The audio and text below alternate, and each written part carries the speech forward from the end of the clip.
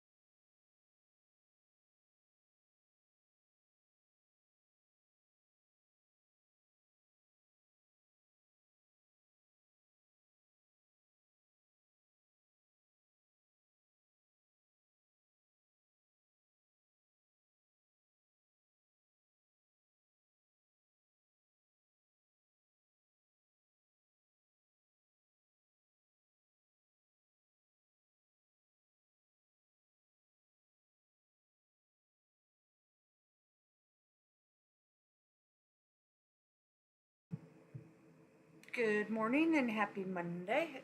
Court should be starting about 10 o'clock Eastern Time this morning. I popped on a little bit early just because sometimes the lawyers will come in and want to go over a couple things. So we'll see if they start. Otherwise, it'll be just a couple minutes. Hope you're having a great Monday so far.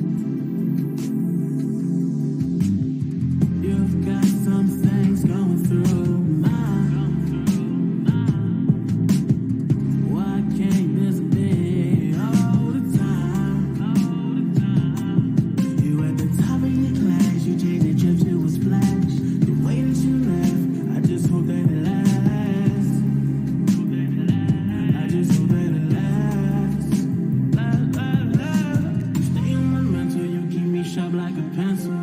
You can let your hair down, cause I'm playing gentle. You can let your hair down, cause I'm playing gentle. Girl, you stay on my mind, all the time, all the time, on my mind. Girl, you stay on my mind, all the time, on my mind, all the time, all the time. If I come meet you, baby, I can teach you how to let your hair down and be a freak, singing like a Anita. Sweet love, have you thinking about a preacher? Also, how I need her. Girl, we can kick it. Have you ever had Chinese after 9 on a Friday? It gets so different. Cuddled up tight, perfect like a fitted. Arm around me, then you pick your head up for me to kiss it. You stay on my mental, you keep me sharp like a pencil. You can let your hair down, cause I'm playing gentle. You can let your hair down, cause I'm playing gentle. Girl, you stay on my mind, all the time, all the time, on my mind. Girl, you stay on my mind, all the time, on my mind, all the time, all the time.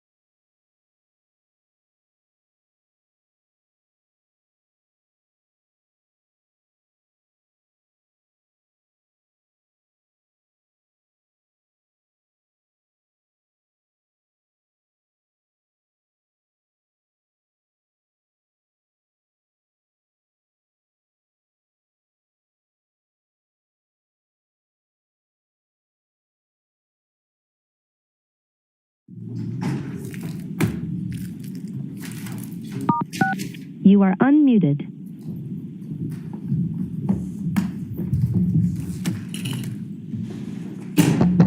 Was now open and may be seated.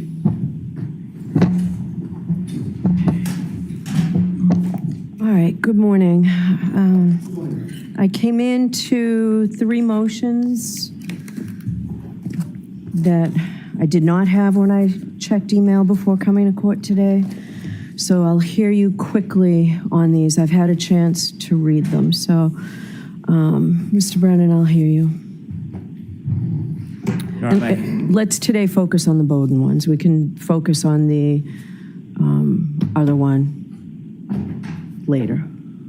My motion memorandum on Bowden just iterates my objections continuously at sidebar, that not all evidence is admissible, characterization of evidence is not admissible, and the defense should have the ability and intention to follow up with substantive proof if they're going to ask a question. It's not limitless. Bowden is wide parameters to ask the investigator about their state of mind, about the scope of the investigation, but it has boundaries of reasonableness. And my earlier objections about offering information that go in beyond Bowden, delve into third-party, inadmissible evidence, those objections are what compelled me to draft this motion. And I can continue and will continue to object during the case, but once the questions are asked, if they're improper, the jury hears them, it inflames the jury.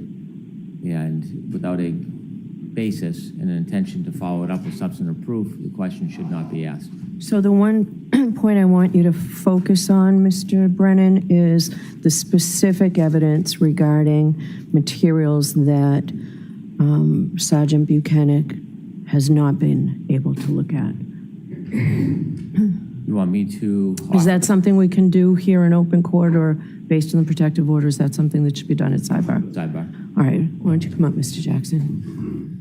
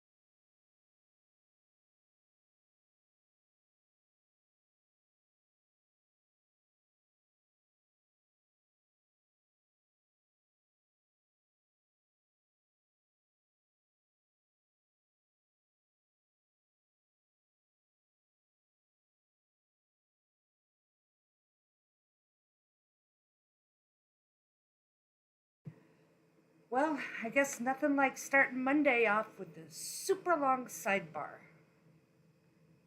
I still can't get over Karen Reed flipping off Brian when he was testifying on Friday, and knowing she did it on the opposite side of her face that the jury could see. I mean, talk about an entitled, spoiled little brat. Oh, she irks me.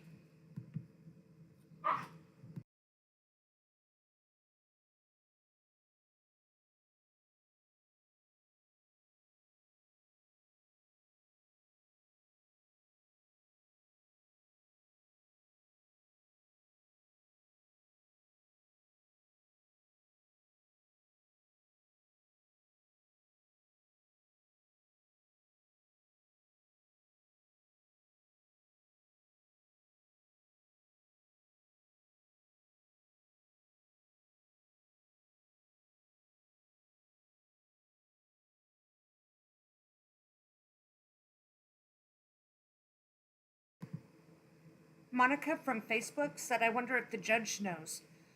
I I doubt the judge knows, but I'm gonna try to take a sorry, it's Monday. A still shot of Good morning, Charlie.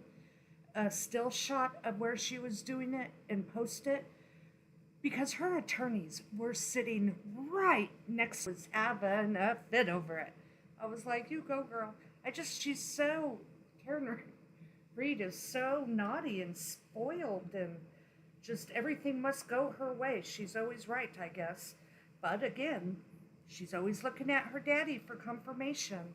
And when you're 40 something years old, there's slightly a small problem with that, in my opinion. I guess some, not so much. Okay, Charlie. Friday, when Brian was on the stand, so towards the end of the day, or I think it was when Brian was on the stand, Karen Reed was, first of all, just glaring. And then she picked her hand up like Let's she's going to bring in the scratch her jury. Will that face. take a couple of minutes, Paul? Okay, thank you. All rise, please. But instead of scratching her face, she lifted her finger up, Charlie, and gave on the side the jury could not see, and flipped the bird to the witness. Not quickly, left it there for minutes. And lawyers did nothing. Didn't tell her, "Stop, don't do that." Ugh. So Monica was asking me after I said that if the judge knows. And I mean, I don't know what she could do. I doubt she does. But I would think her attorneys would tell her to behave. She hasn't won yet. Didn't she see the documentary she did when she jumped the gun with that hurt her? Maybe she should take a step back and zip her lips a bit. If you can zip those lips. Well, it looks like they once again went on a short break. Did everybody have a very happy Mother's Day? I did. My son and his girlfriend are here, and they made me dinner and cookies.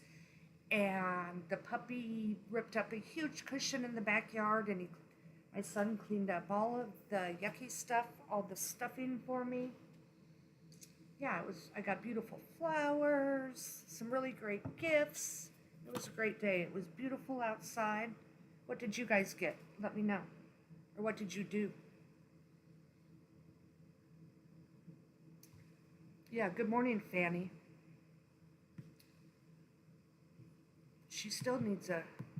Fanny needs a costume.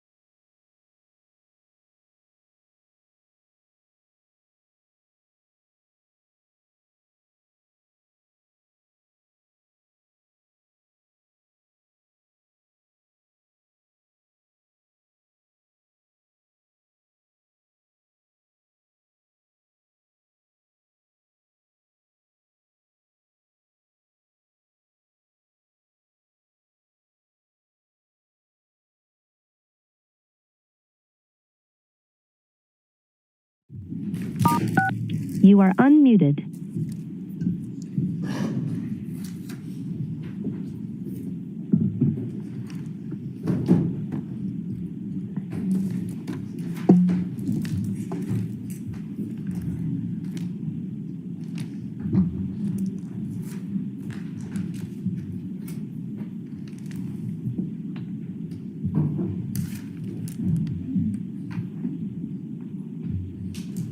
Hey. All persons have any business before the Honorable Beverly Canoni, Justice of the Norfolk Superior Court before the County of Norfolk. Draw near, give your attendance, and you shall be heard. God save the Commonwealth of Massachusetts. This court is now open. You may be seated. All right. Good morning again, counsel. Good morning, Ms. Reed. Good morning, Julius. We appreciate your patience this morning. We're trying really hard to cut back on the sidebar conferences, so we spent some time this morning, hopefully paving the way for that to be able to happen. So we do appreciate your patience. I do have to ask you those questions. Were you all able to follow the instructions and refrain from discussing this case with anyone since we left here on Friday? Everyone said yes or nodded affirmatively. Were you also able to follow the instruction and refrain from doing any independent research or investigation into this case? Yes. Everyone said yes or nodded affirmatively. Did anyone happen to see, hear, or read anything about this case since we left here for the week? Everyone said no or shook their heads. Thank you. Could we have Sergeant Buchanan again, please? And Mr. Jackson, you can go to the podium. Thank you, Your Honor.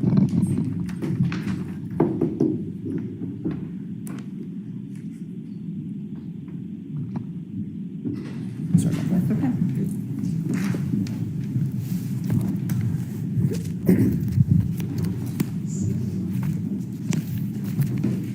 Sergeant, I'll briefly remind you, you're under release. Thank you. Good morning.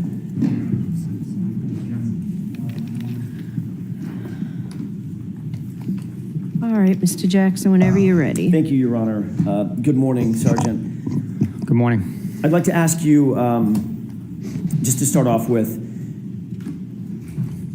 at some point during the course of your investigation, did you become aware that a snowplow driver had reported having seen a Ford Edge being moved into a location in front of 34 Fairview sometime in the early morning hours of January 29th, 2022?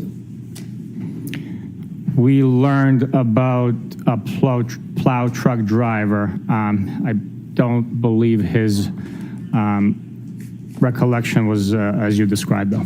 Do you remember him mentioning a Ford Edge? Yes. Okay. And do you remember him saying that the Ford Edge had been moved? He had passed by, it wasn't there. At some point, he passed by again, and it was there, impeding his plow route. Yes. Okay. What is your best memory about when he said he believed the Ford Edge? Sorry, I guess a better way to put it is, when did he say he first saw the Ford Edge in place in front of 34 Fairview? I don't remember exactly. I know it was during the middle of the night. My not adopting your narrative was the fact that he saw it being moved there. Understood. I figured that. I clocked that as soon as I said it. He didn't see it moved. He saw it. He saw 34 Fairview without it there. Then about an hour later, it was there. I believe so, yes. Okay. Would about 3:30 in the morning sound right to you in terms of what he reported, in terms of the time that he saw it there?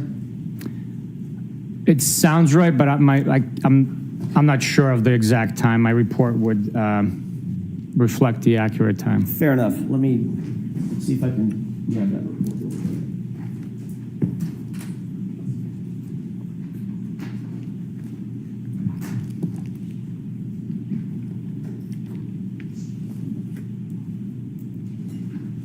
Let me ask this. Well, it's a very lengthy report. Instead of making you sit there and wait, let me just ask this. Do you remember him saying that he had first plowed the area free of the Ford Edge? In other words, first passed in front of 34 Fairview around 2:30 in the morning? Does that sound right? I believe his dispatch time for the plowing of the roads that evening was 2:30, but I would have to look at my report. That's fine. And then it was sometime subsequent thereto that he saw the Ford Edge in place, maybe an hour later? Sounds about right, again. Okay. Did you take any investigative steps when you learned about this snowplow driver to determine who, if anyone, might have owned a Ford Edge associated with 34 Fairview?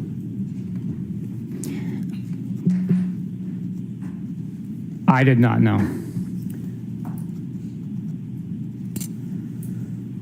Did your investigation ever reveal that the Albert family actually had a Ford Edge at the time? Yes.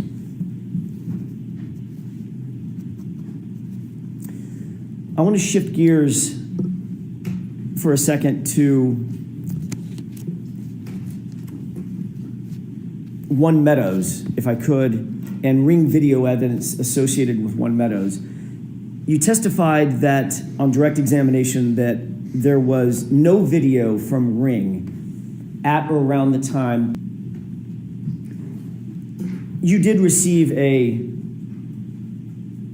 search warrant returned from the Ring Corporation in furtherance of a search warrant executed by Trooper Proctor, correct? Former Trooper Proctor. Evidence was returned by Ring, yes. And in addition to the actual video recordings, there was also an activity log that was returned associated with that time and that location from the Ring Corporation, correct? There was a key log identifying each video that was provided by the time and date when the video was recorded. It's not an activity log per se for the account. It's strictly a key describing the video, telling you what time the video was recorded. During the entirety of your investigation, was there any evidence uncovered at all that Ms. Reed had accessed the account information associated with that Ring account? No evidence could be provided by Ring documenting that activity. But there is evidence that someone had accessed the account through John O'Keefe's cell phone, correct? I am not aware of that. Are you aware that after John O'Keefe's cell phone was recovered by Massachusetts State Police, someone at Massachusetts State Police actually opened the Ring app on his cell phone? Yes. Who was the person who opened and accessed the Ring app on John O'Keefe's cell phone? I'm not 100% sure.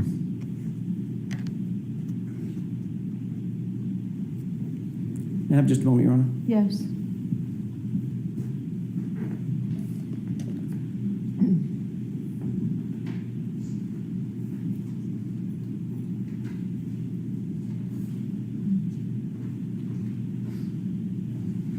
I'm going to refresh your recollection to take a look at a report, perhaps. Yes. May I approach? Yes.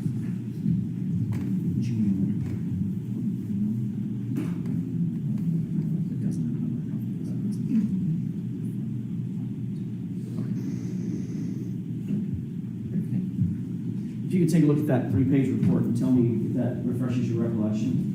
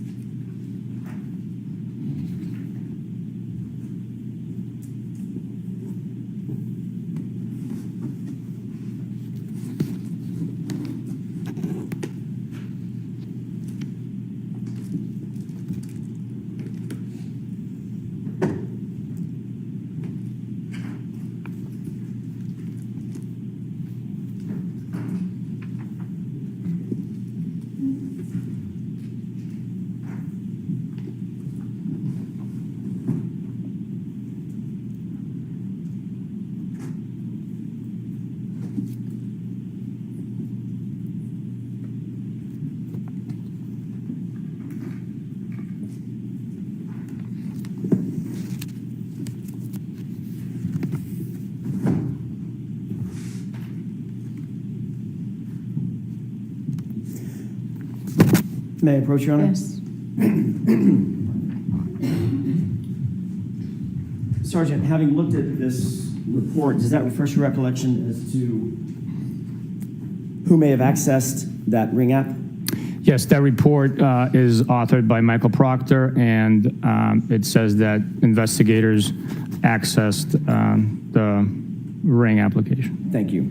I want to show you one other document, if I could.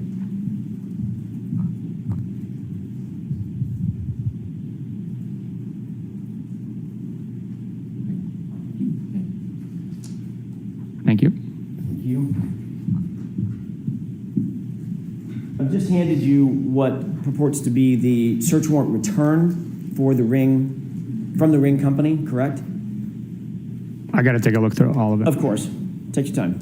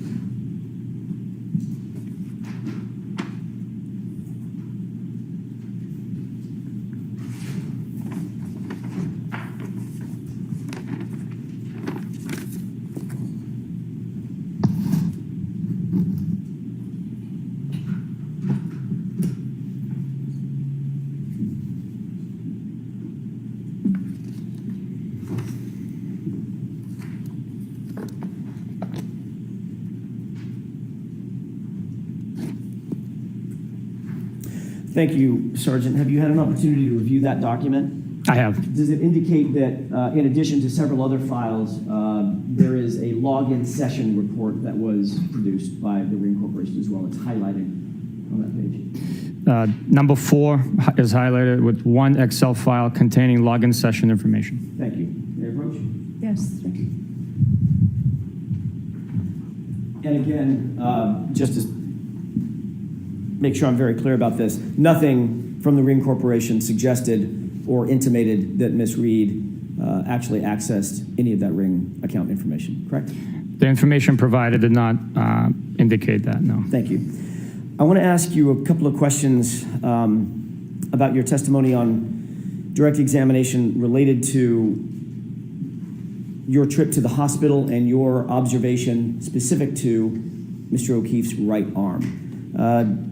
You indicated that you saw bruising on his right arm in addition to the abrasions, the parallel abrasions that you described, correct?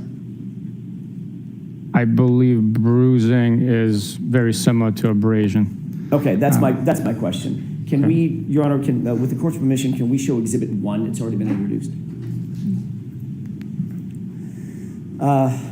Is this a fair and accurate depiction of what you saw in terms of the condition of Mr. O'Keefe's arm while at the hospital, if not exactly like this? Yes, it is. Okay. What did you mean when you said you saw bruising on his arm? What were you talking about? I actually indicated bruising on his right hand, the back of his right hand. Okay, that fair enough. From his wrist, when I say arm, can we agree, at least for this purpose for the purposes of this discussion, that I mean from the wrist up to the shoulder? Mm-hmm. Did you see any bruising from the wrist to his shoulder? I saw exactly what's depicted there with the abrasions and lacerations. Okay. You know what lividity is, correct? I do. Okay. Describe for the jurors what lividity is. Lividity is the pooling of blood inside the body as a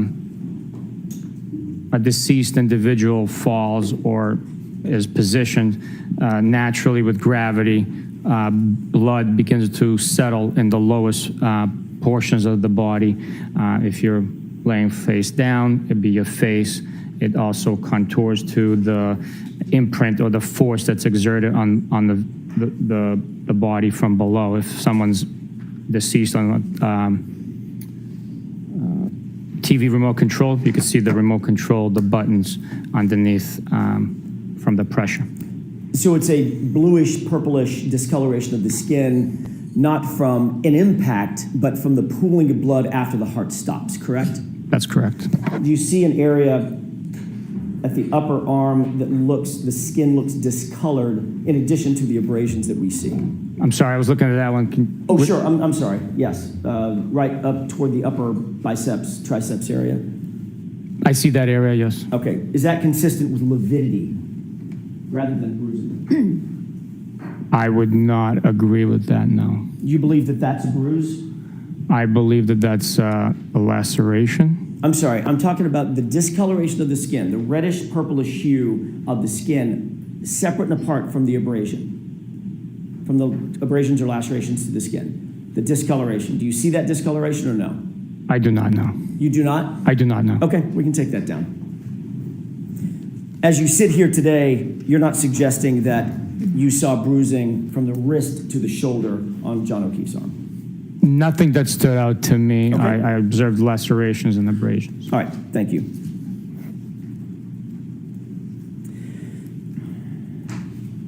I want to shift gears one more time and ask you about your trip to Dighton and the seizure of the SUV.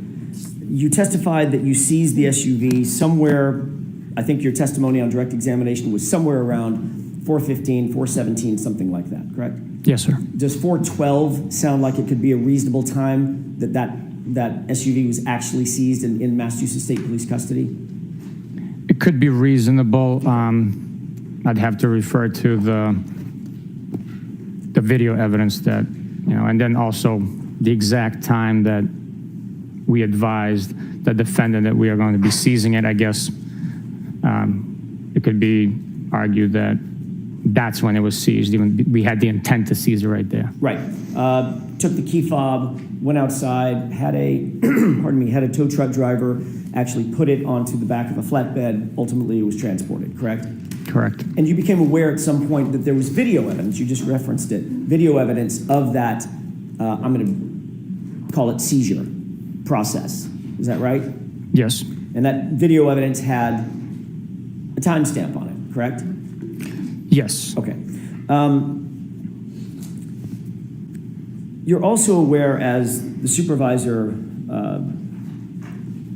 of Michael Proctor, that he swore under oath in multiple affidavits in support of search warrants that the SUV was seized at 5:30 p.m., correct? Yes.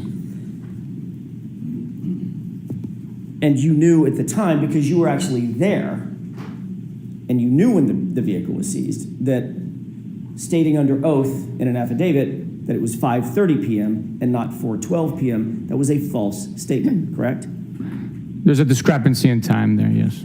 Did you take any action, you yourself as a supervisor, did you take any action to correct that false or misleading state? Let me ask it a different way. Did you take any action to correct that time to the accurate time of 4:12 in any of the affidavits that you became aware of?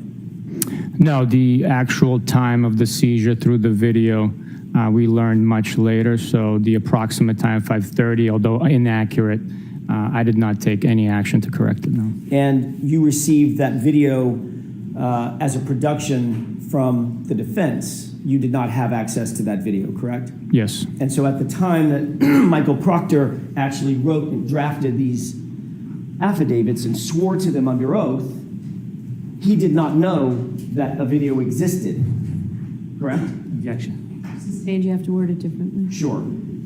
At the time that let me ask it a different way. At the time that you reviewed his declarations under oath, you did not know that a video existed. No, we did not know.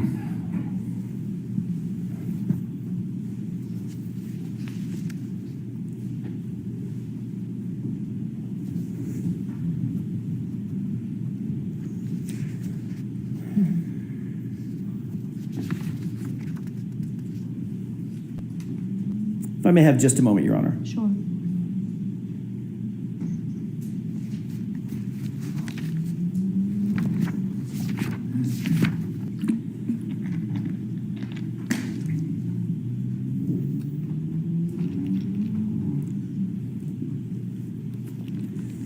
I want to ask you about something that was brought up on direct examination.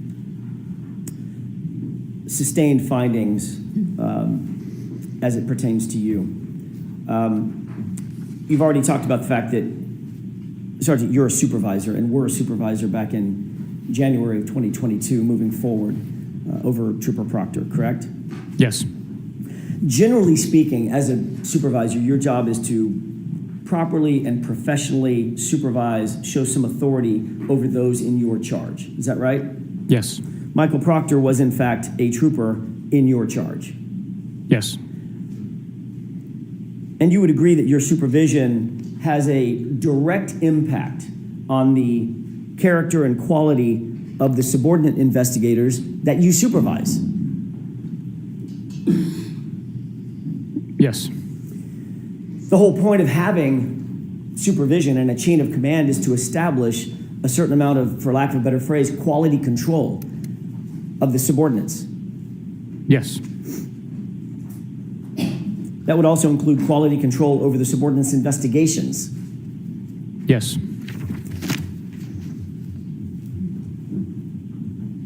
On August 17th, 2022, you were in a group text with the following individuals: Michael Proctor, Trooper Kukowski, a lieutenant named Fanning, and a trooper named DiCicco, D-I-C-I-C-C-O, correct? Yes.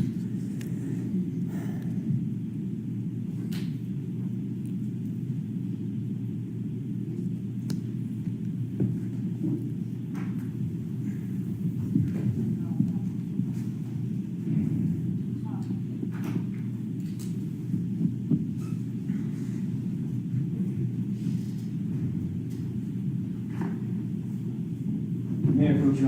Yes.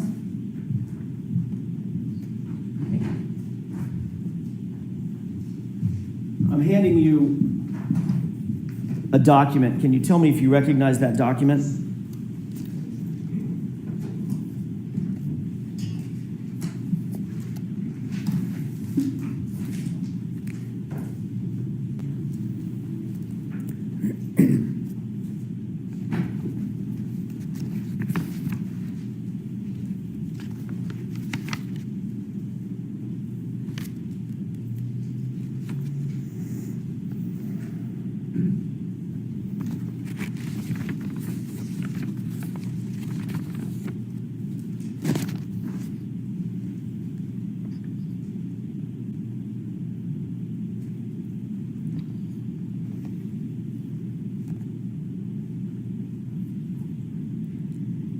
I recognize parts of it. You saw that document on direct examination. I think you were shown the same document, correct? It was different parts of it, but same, it's inclusive of within this document. Okay. Let's start with this. You indicated that you did not see Michael Proctor's name on that document, correct?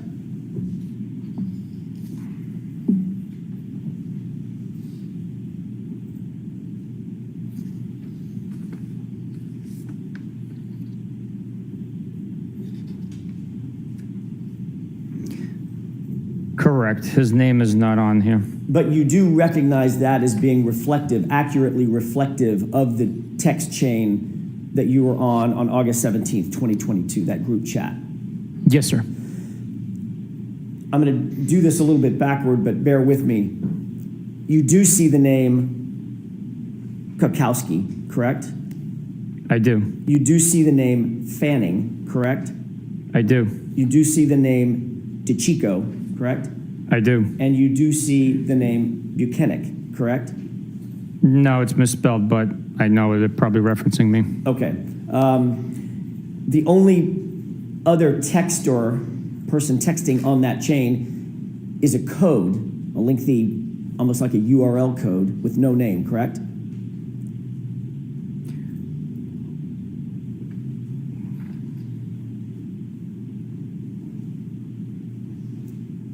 Yes, you're right. And Yes. the only person that I didn't name, whose name I did not read off, it's obvious on that document, is Michael Proctor, correct?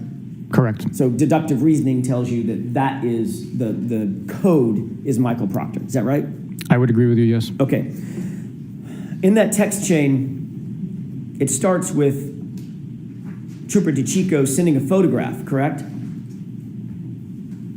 No. May I approach? Yes.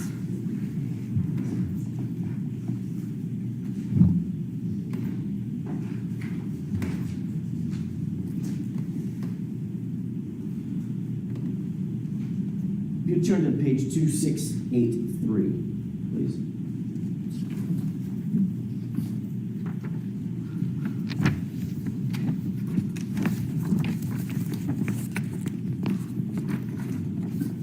Do you see a photograph there? Yes, I do. Okay. Fair enough. There were some texts between and among the group that preceded this photograph, correct? Yes. I want to start on this date, August 17, 2022, with this photograph. This photograph was sent by Trooper DeChico to the group, correct?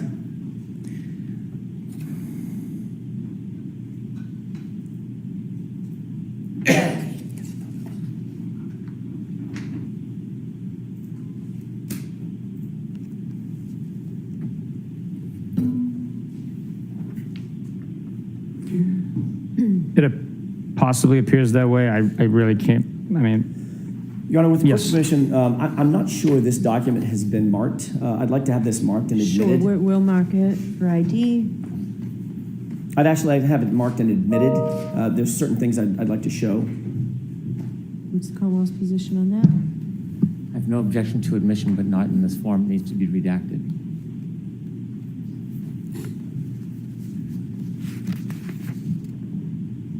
Can you do it? What I intend to do, I can do with one photograph. If I may have a moment with counsel. Okay.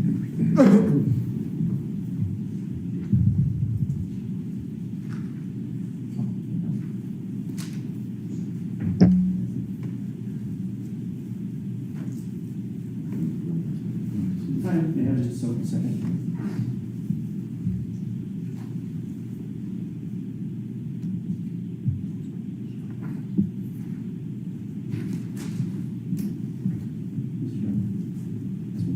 Right, thank you. Your Honor, with the court's permission, I'd like to publish just one page of what's been marked for identification. I'm sorry, I would ask that it be marked, the entire document be marked for identification. Yes. you're gonna need this.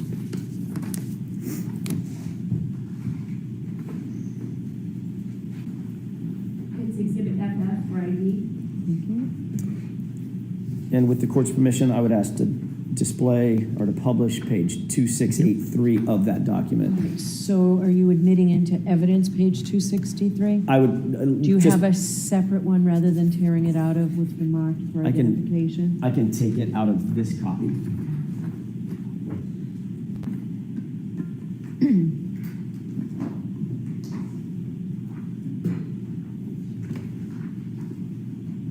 And can you redact it before it's admitted, please? It's been redacted. Okay.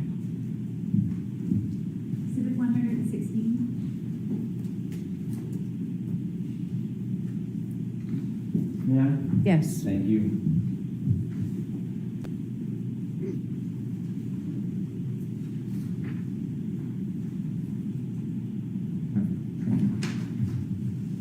Just so we're talking about the same thing, Sergeant, I've just handed you a page that's been marked Exhibit 116. Do you recognize that as being a copy of one of the multiple pages in the document that you're holding that's been marked for identification as FF?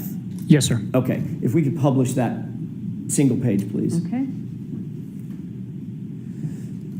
Is that a photograph that was sent by Trooper DeChico to the group? According to this document, yes. Who is depicted in that photograph? The big story, Mr. David Yannetti, criminal defense attorney. Do you see that person in court? Yes, I do. Where is he seated and what is he wearing? He's seated right there wearing a blue tie and a dark suit, white shirt. Thank you. We can bring the lights up, Your Honor. Okay.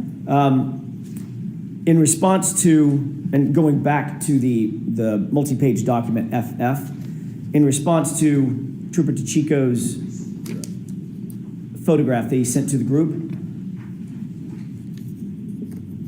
You responded to that photograph, did you not?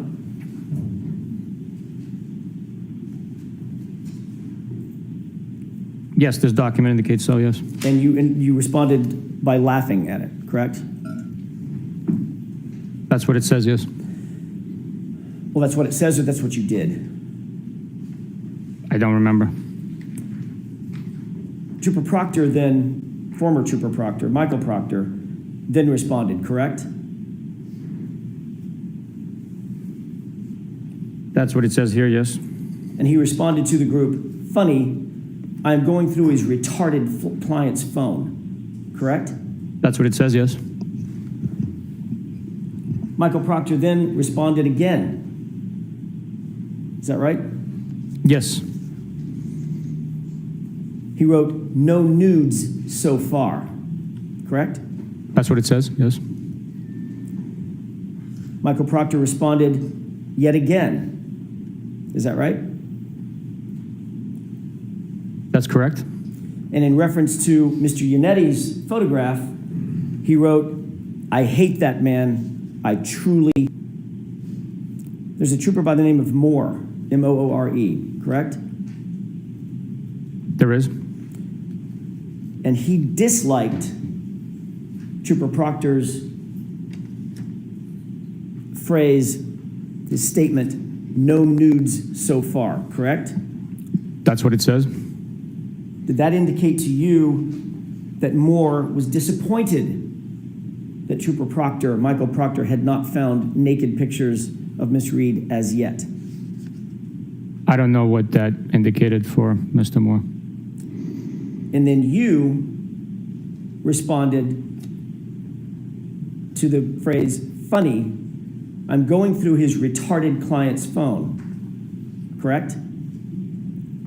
I acknowledged that text message being sent. You acknowledged it by liking it, correct? With a thumbs up. I acknowledged it by responding with a thumbs up emoji. The fact is, Trooper Proctor told you, his supervisor, in this series of text messages, that he was going through Miss Reed's phone. Is that right? Correct. And he also informed you, his supervisor, that he was going through her phone looking for nudes or naked pictures of her on her phone, correct? He did not tell me that he was going through naked pictures, for naked pictures through the phone. He wrote, no nudes so far, right? That is what is written, yes. What did you think he was looking for when he wrote that phrase? I don't know what he was looking for. What would be a reasonable interpretation of what Michael Proctor was looking for when he wrote, no nudes so far?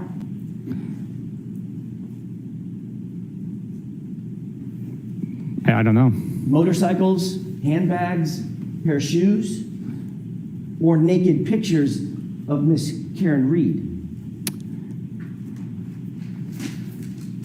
His mission was to go through the phone to look for digital evidence that's related to the crime. The fact that he wrote no nude so far, I cannot comment on. You cannot comment on, or you don't want to comment on? I don't know what he was looking for in that specific time. You certainly did nothing. You took no action to stop him from potentially looking for naked pictures of my client, correct? That's correct. In fact, last week you testified that in your view, Michael Proctor handled himself in this investigation with integrity. That's what you said, correct? That's correct. Do you stand by that testimony? The investigation was handled with integrity and honor.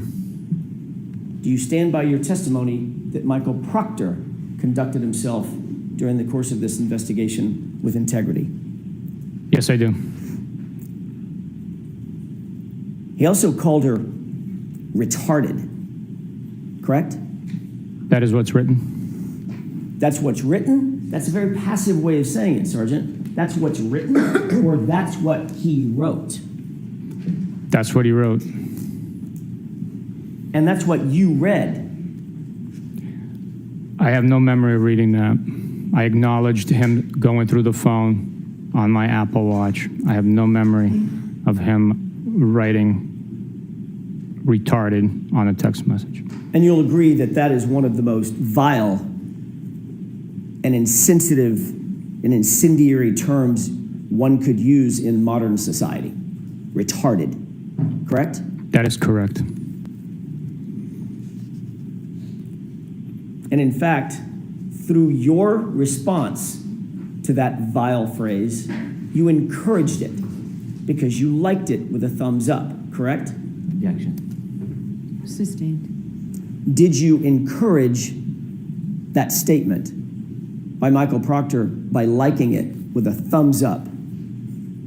I don't know if it encouraged him, but so I cannot speak for But that. that's what you did. I acknowledged the text message being sent. I want to be clear, these text messages were sent to you by your direct report, by your direct subordinate, correct? That's correct. And there was even someone on that text chain who was more senior than you, Lieutenant Fanning, right? That's correct. Michael Proctor was both your partner and the lead investigator on this case when he wrote that, correct? He's a subordinate, and he was the case officer.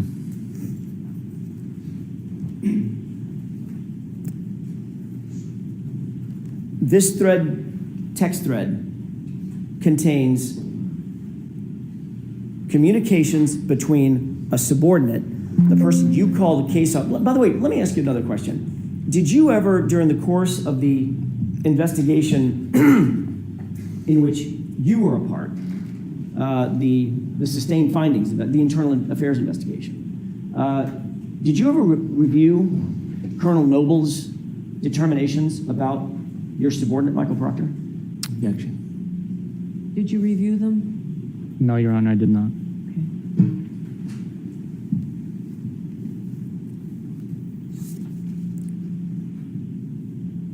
What would Colonel Noble call Michael Proctor's title in this case? You think he'd call him the case officer or the lead investigator? What is your experience with Massachusetts State Police in that regard? Objection. Sustained.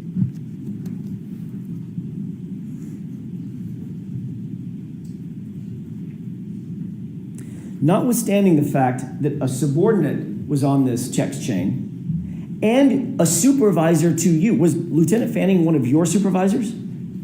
Yes.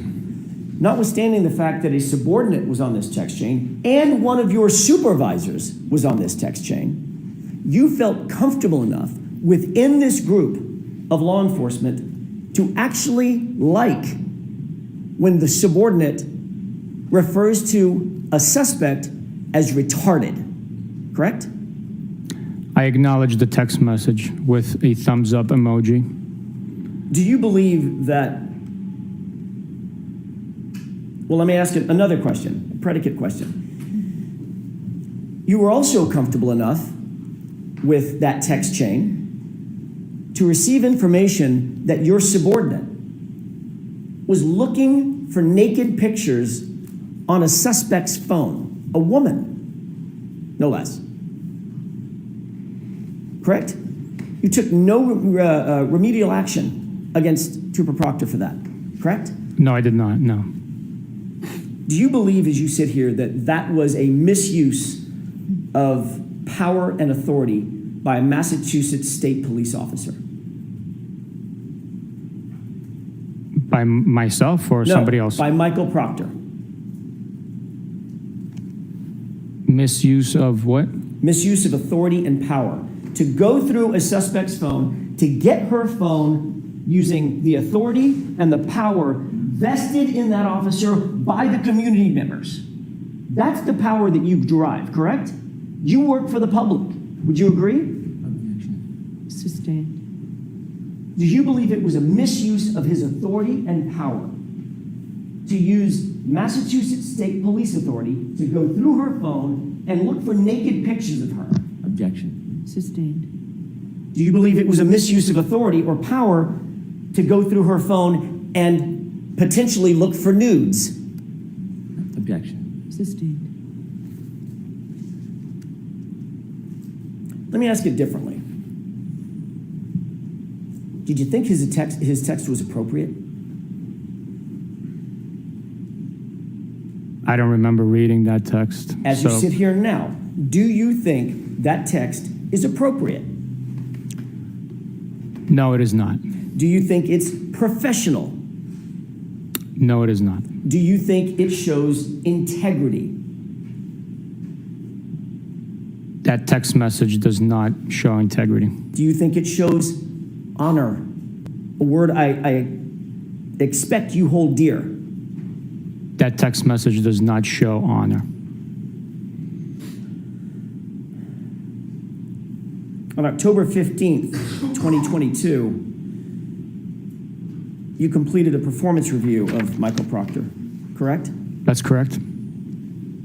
Specifically, you were asked to rank his, quote, oral and written communication skills, end quote, correct? Correct. That's part of an overall evaluation and performance review, is that right? Yes, overall 90-day, quarterly, annual review.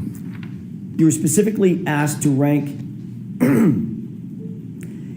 whether he effectively would whether members, your subordinates, would effectively communicate with others, both within and outside the department, in oral and written form, correct? That's correct. And you rated him as exceptional, a number 4 rating out of 5, correct? That's correct.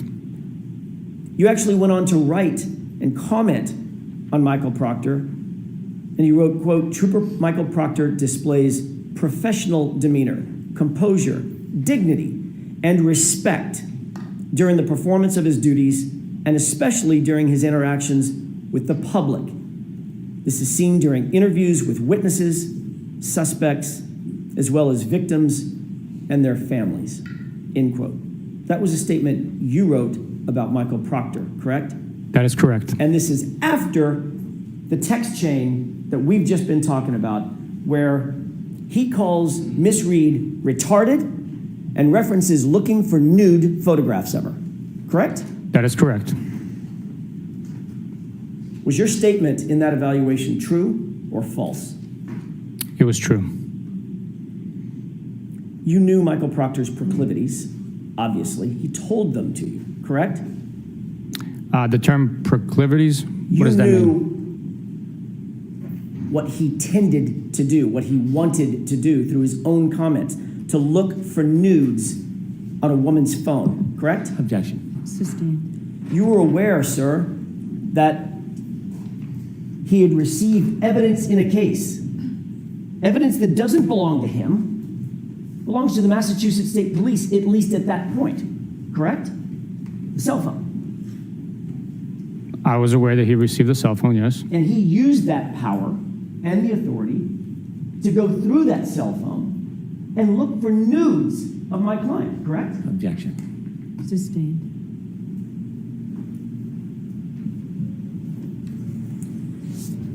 During the same course of your evaluation, you were also asked to evaluate his investigative ability, correct? That's correct. You rated him the highest standard in the Massachusetts State Police, outstanding, a 5, correct? That's correct. And you went on to write about Michael Proctor in the commentary below that rating to justify it. Is that right? That is accurate, yes. You wrote, quote, Trooper Proctor has had a high-profile caseload with a lot of eye and pressure from external sources during the first day of the investigation. He handled himself and all the case with utmost professionalism and competence. He is able to investigate his case thoroughly and with strict integrity, end quote. Correct? Which quarterly review was this? This is the same one, October 2022. Is that right? Those were your comments. That sounds very accurate. I just was not sure which quarterly review that was for. Professionalism. Yes, You believe that he acted in accordance with the highest standards of professionalism? during his 90-day performance, yes. And you didn't just say he displayed professionalism, you said utmost professionalism, correct? Yes. Competence? Do you Yeah. believe he displayed competence? Yes. And not just integrity, but he conducted himself, as you've put it, with strict integrity. Is that right? That is correct. Did it show integrity in your view when your subordinate Michael Proctor called Miss Reed retarded? Objection. I'll allow that one. I believe that as a U.S. citizen, he has the right to comment. That's his First Amendment right. We uphold the Constitution, and it's unfortunate, unprofessional what he said in the private text message communication. He might have been voicing his frustrations. I cannot speak for Michael Proctor. It is unprofessional and unfortunate that he said that. This was not, Sergeant Buchanan, a private text message conversation. This was with his boss and 4 or 5 other individuals, one of whom was your boss. Correct? Correct. This was a communication intended for and received by members of his unit in furtherance of his investigative authority. Correct? It was amongst members of the unit. He was updating his boss about what he was doing in furtherance of the investigation, going through her phone. Correct? No, I would disagree with you on that. This was a group chain, text message chain that we were discussing private matters in our personal lives. Private matters, including going through Miss Reed's phone? That is unfortunately shared on that group text. So in other words, to the public, he holds one face in private conversations with you and your colleagues within the unit. He shows a completely different face, private face, correct? Objection. You said that you believe that he has a constitutional right, a First Amendment right, to call Miss Reed a suspect in his official investigation, in his official capacity as a Massachusetts state trooper, to call her retarded? That's your justification? Objection. Do you justify his statement, that vile statement? I do not know. Do you think it's appropriate, given the fact that he has a First Amendment right to say whatever he wants? No, I do not. Do you think there actually might be members of the community, parents, siblings, Objection. children? Mr. Jackson, I'm going to exclude that question as argumentative. Move on. You wrote in your report, if I may have a moment, Your Honor, you wrote in your report about his conduct. He shows composure, dignity, and respect during the performance of his duties, and especially during his interactions with the public. He has a duty to the public, to the community that he serves, correct? Yes, he does. Just like you have a duty to the public and the community that you serve. Is that right? That is correct. Do you think community members might take offense to the use of the Objection. word retarded? Sustained. It's argumentative again, Mr. Jackson. Please don't do that.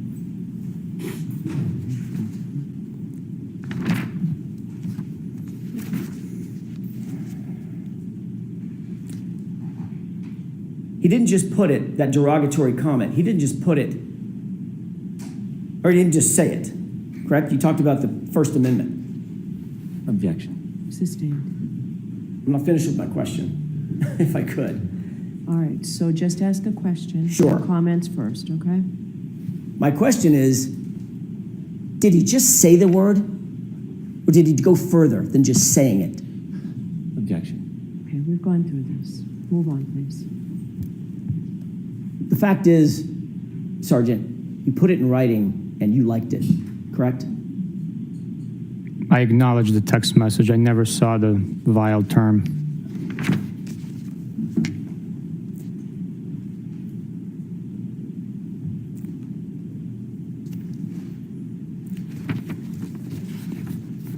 Your Honor, may we approach it just very briefly for a scheduling issue? Okay, jurors, feel free to stand up and stretch.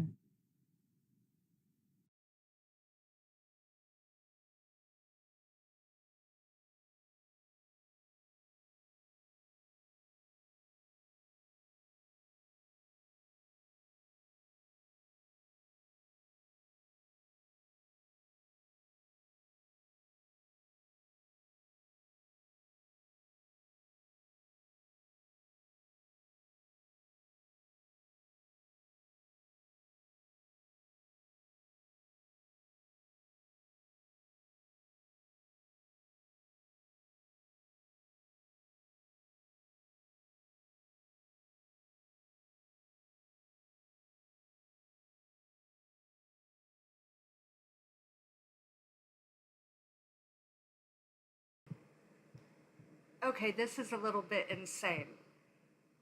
Teresa from TikTok definitely said this is insane. This is nuts. I wonder what the jury's thinking. I wonder if she's flipping them off again today. And my stream was just tagged for hate speech. We haven't even been saying anything. Lame. So, everybody see how my little stash is doing today? It's growing. Growing every day. Woo woo.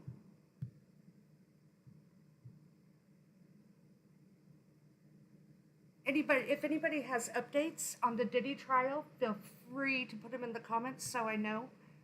That trial is not being shown because it's federal, so no cameras are allowed, unfortunately.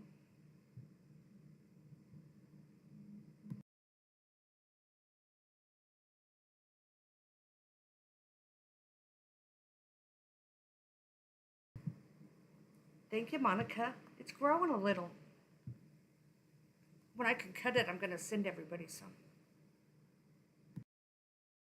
Oh, I didn't say that out loud.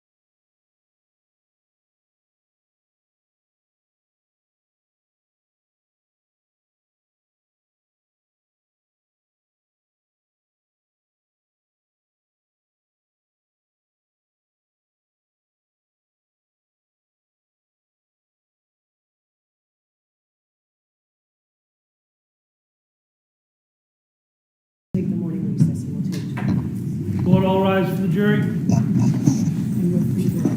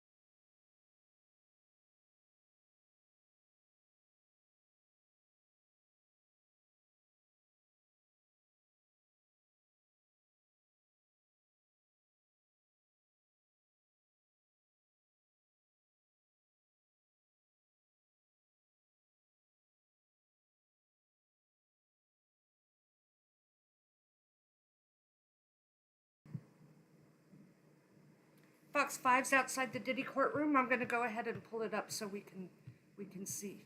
So the screen will look funny for one moment. I apologize.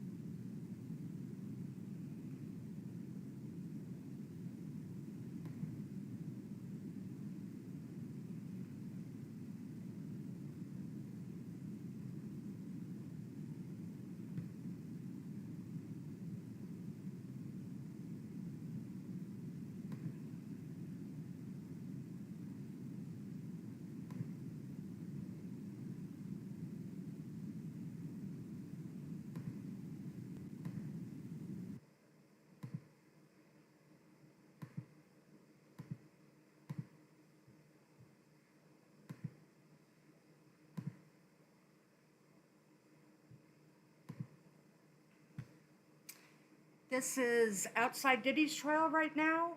I think they are waiting. I don't know. I don't have any. Doesn't really tell me what's happening.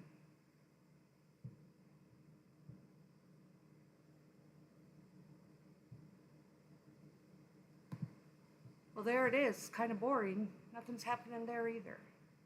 Man, I gotta find that picture of Karen Reed flipping the witness off on Friday.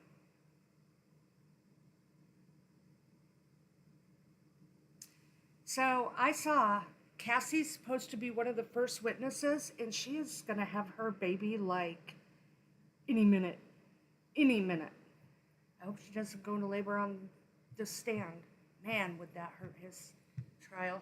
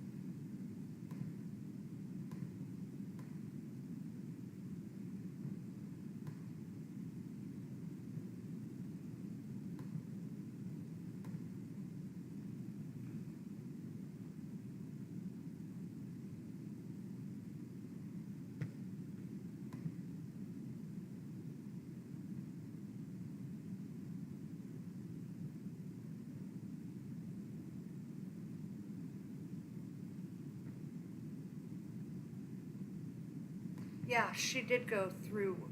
Cassie went through a lot with him, Monica. It's really sad. And the crazy thing is, she was with Puffy for 11 years, and she is like the only one that did not have his kids. And she's only been married since 2019, and she's on her third baby with her husband.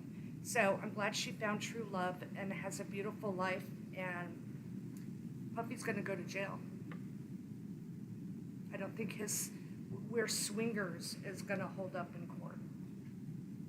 It is very sad. Very, very sad, Monica.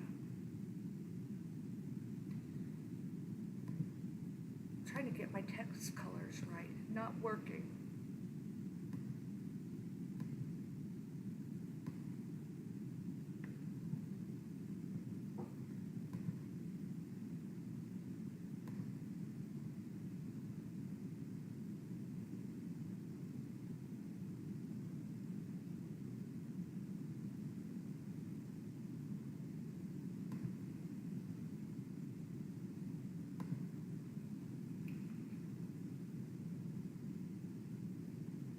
Oh, yeah, Monica, they're going to be named. I mean, can you imagine who's going to come out? I can't believe that one on his witness list is Mike Myers. I mean, this goes back so far and so deep. He upset somebody in the Illuminati. I don't know if Bieber will testify, but you know, Usher was like dropped off with Diddy and left with him when he was 16. So I bet both those boys have some stories they probably don't want to share. And that is sad. Years and years of abuse. I mean, and you always saw her all dressed up and beautiful, and I can imagine her getting ready and thinking, after this party or after these awards or whatever, that what's going to happen afterward is going to be horrible. And yet they had to think about that all night long, waiting until the abuse came. That's horrible. All right, I'll be right back. I got to take a potty break before they come back. I'll hurry.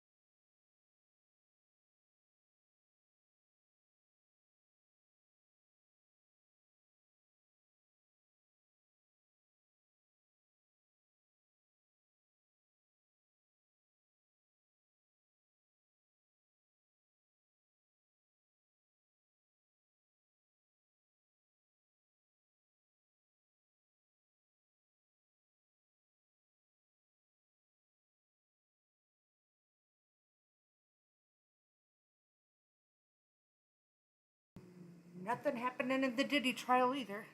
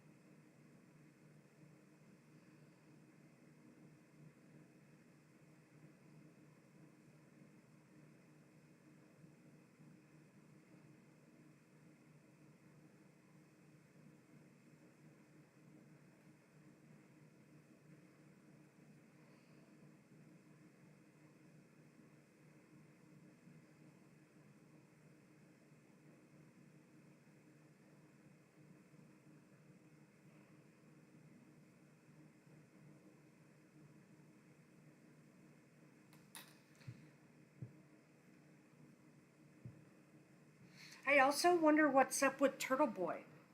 I know that they were trying to revoke his, Charlie, you had snow on your bed? Oh no. Anyway, Turtle Boy, I know that the state has asked for his bail to be revoked for witness tampering, and I did not see him in the courtroom last week. So I'm wondering if he's there today. I guess I could go look and see how that case ended. I'll do that and I'll come back. Be right back.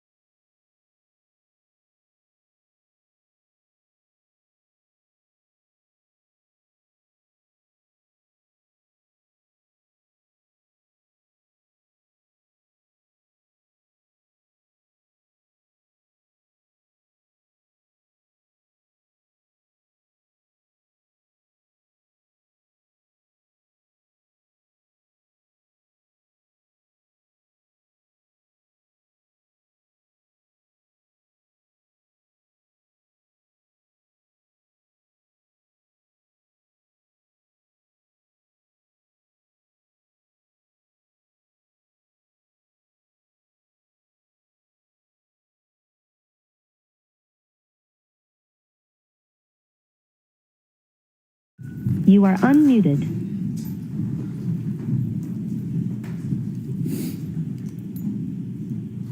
Put it back in session, you may be seated.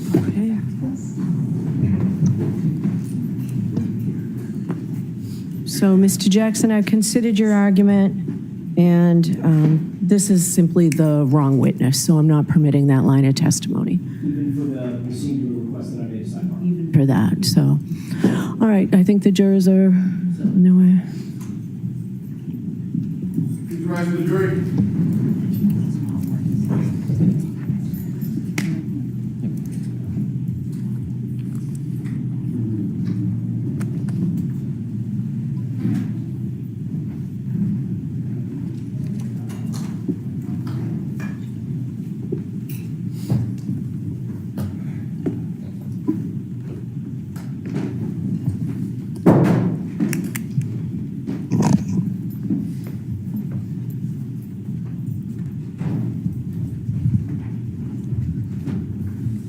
Thank you.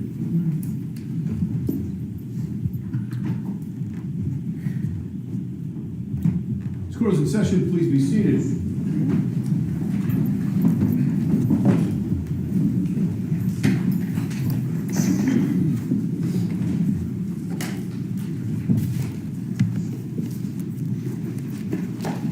Go ahead whenever you're ready. Thank you, Your Honor.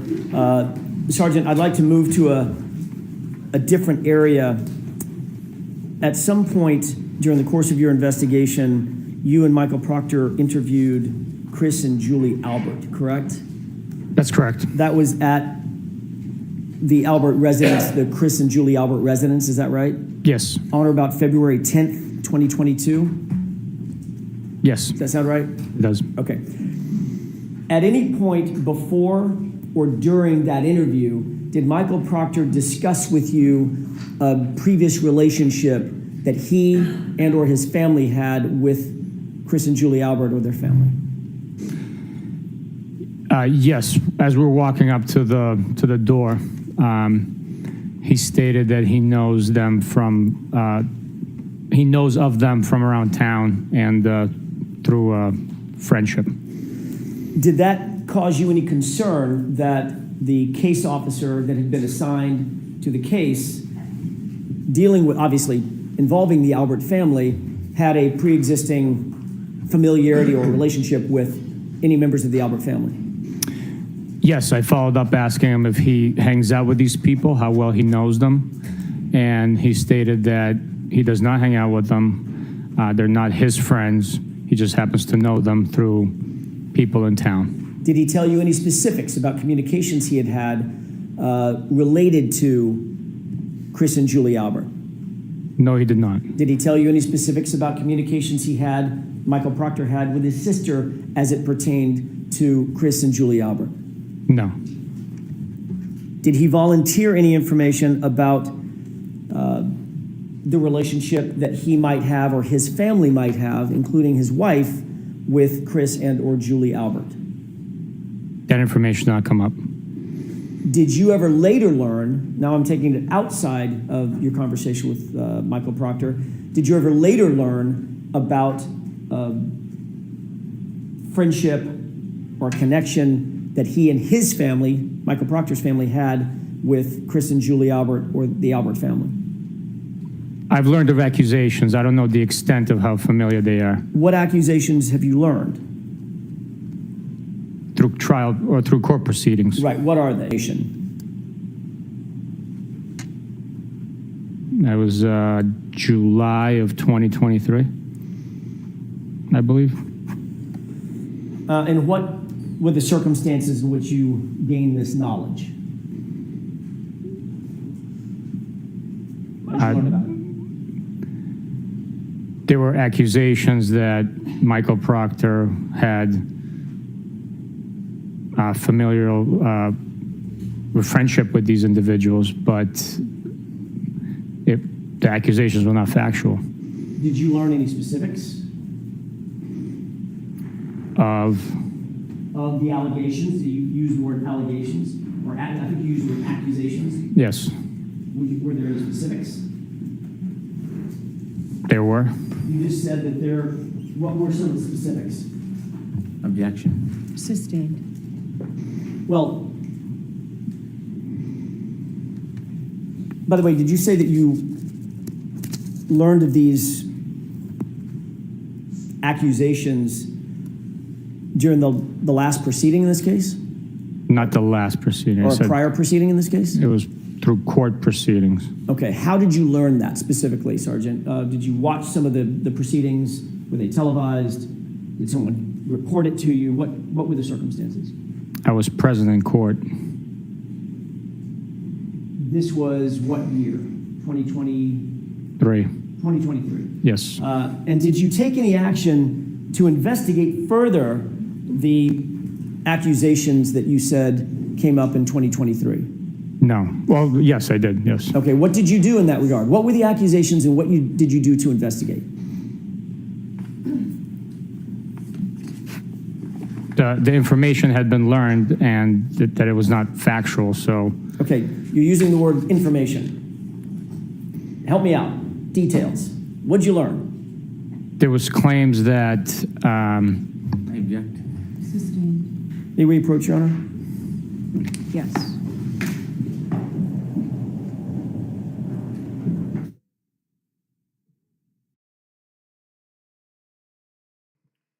Of course, Alan Jackson didn't get his way, so let's have a sidebar so I can throw a little tantrum.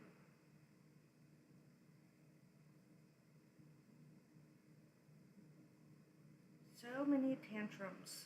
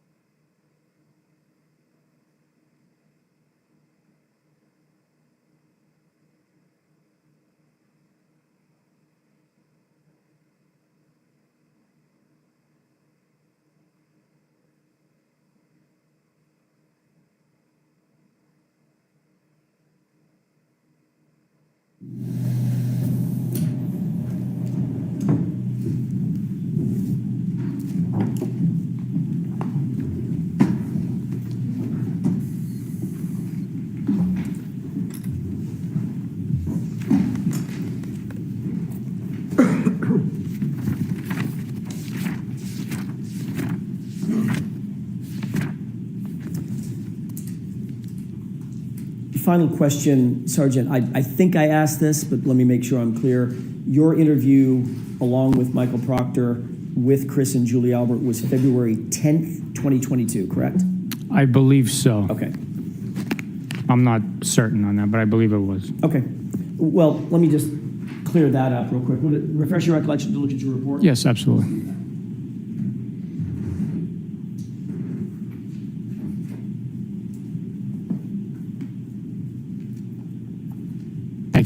Does that refresh your recollection, Sergeant? Yes, sir. What was the date?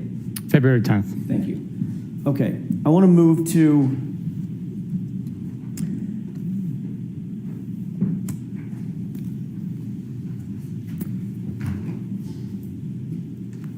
back to Canton PD. Did you at some point recover some videos or a series of electronic data that purported to be videos from Canton PD in furtherance of your investigation? Yes. And to whom did you deliver these videos, and whom were they requested by? The initial request was by Michael Proctor. I delivered them to him. Okay. Since that delivery, have you seen these videos? Yes, I have. Okay.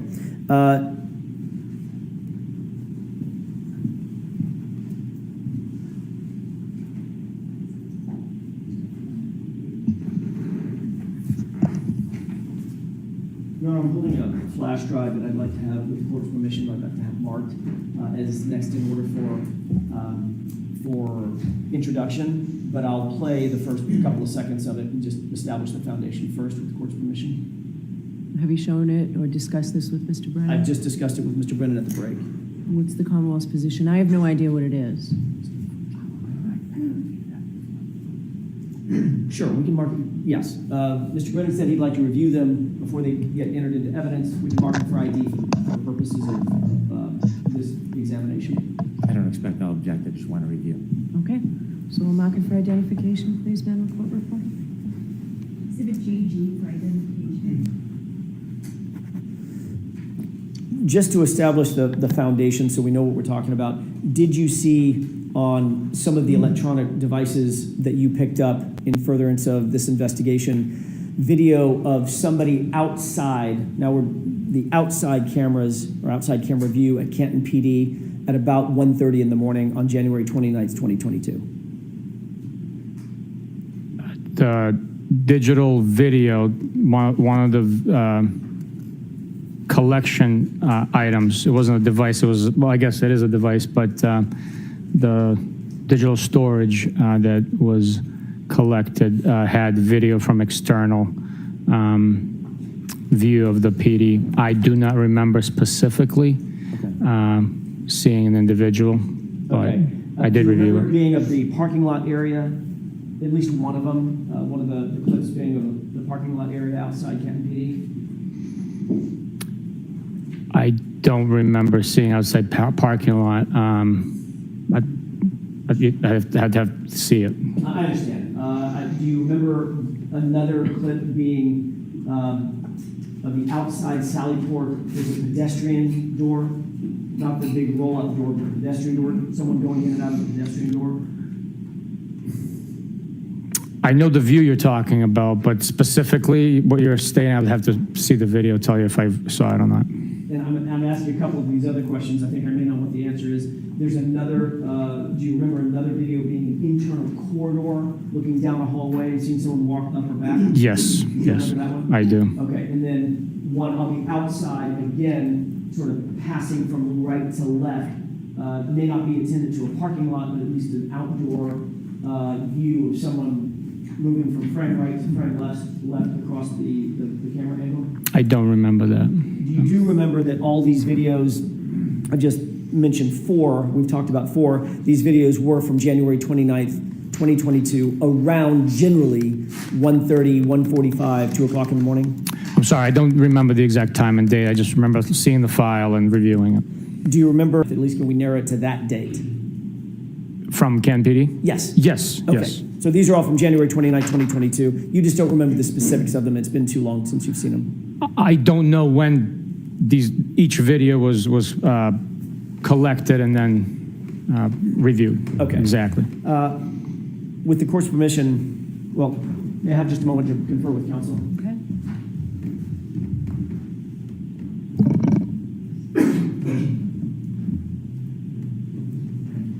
Your Honor, with the court's permission, I'd ask that what's been marked as GG, at least the first video, be published for the jurors. All right, so there are 4 videos on this flash drive?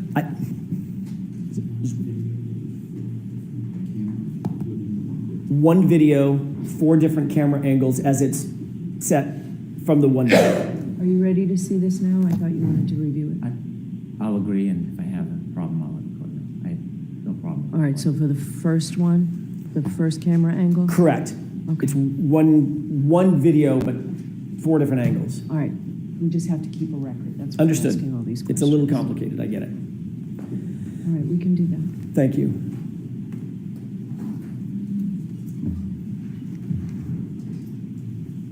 And this is, Your Honor, just for the record, actually, let me do it this way. Sergeant, would you agree that we can call this the rear lot main side at Canton PD, just for identification purposes? Sure, if you'd like. I don't know which side this is, so I can't argue with you about the location. So Okay. I'll agree with you that we can call it that. Great. It looks like a parking lot. There's cars. Yes, yes, sir. Okay. Just for purposes of, so it doesn't get complicated, we'll call this rear lot main side. That doesn't mean anything unless you adopt it. So just for identification purposes. Thank you. If we could move to runtime 1:26:32. Okay. With the court's permission, may I play it at this point? Okay. Thank you. Stop. Did you see a car pass in front? Yes, sir. Okay. What kind of car did that look like to you? It looked like a 2-door Jeep Wrangler with a plow on it. Okay, let's go ahead and play it.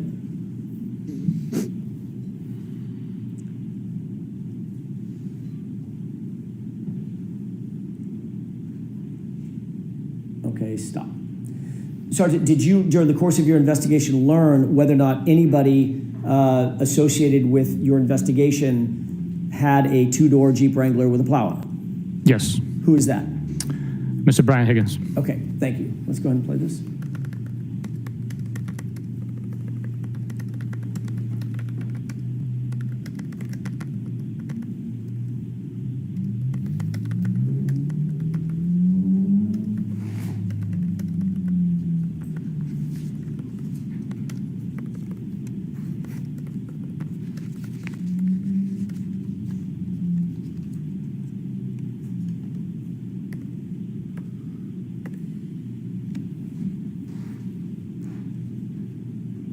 Okay, stop. Sir, do you see a person who appears to have alighted from the car, Yes. from the Jeep?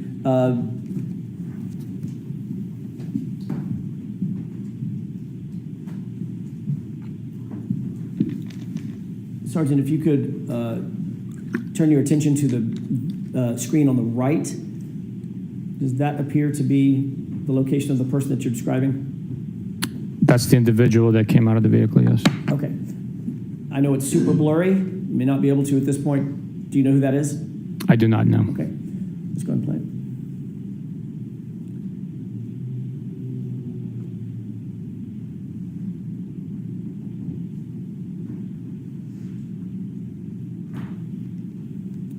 Okay, stop. All right, did you see the person walk off the screen? Yes. Did it appear that that person had something in his or her hands? Possibly, yes. Okay.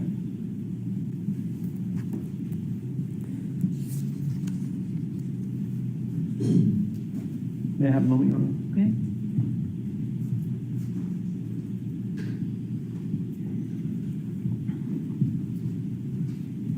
Thank you, Your Honor. If we could play the second clip on this same GG.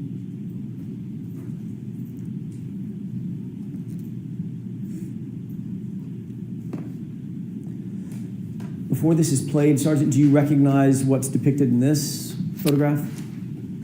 I do not know. Okay. Let's go ahead and play this. Stop. What do you see on the video at this point?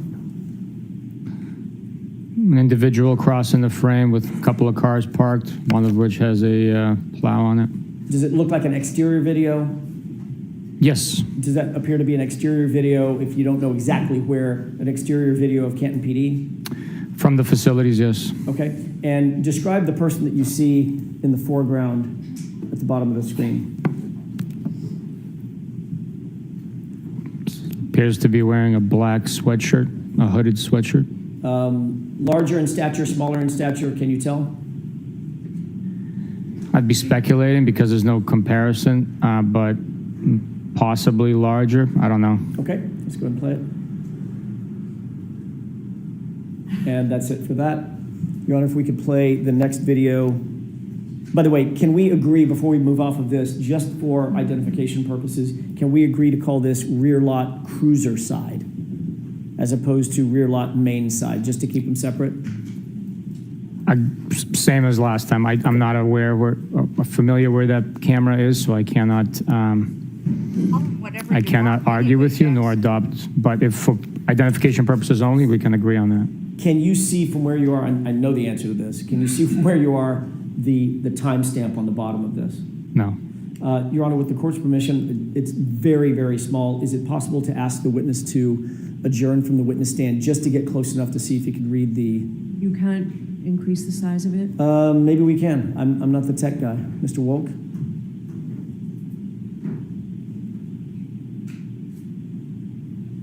Magic. Wow. I didn't even know he could do that. Okay, can you read that? Yes, it says rear lot cruiser side. Okay, what about the time? The timestamp reads 1:27:41. Do you see a date? Yes, What is that date? 1/29/2022. Thank you. This was my fault. Your Honor, if we could move back to rear lot main side, I'd like to do the same thing. I failed to ask for the time and date on that one.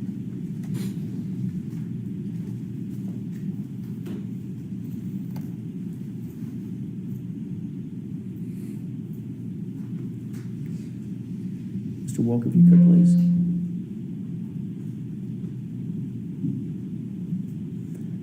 Is it possible to see from there the time and date?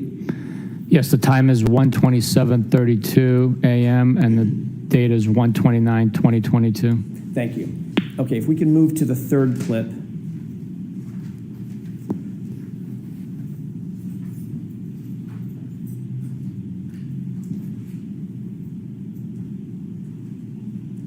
If we could start, Mr. Wolk, by enhancing with the court's permission the time and date, let's just start with that.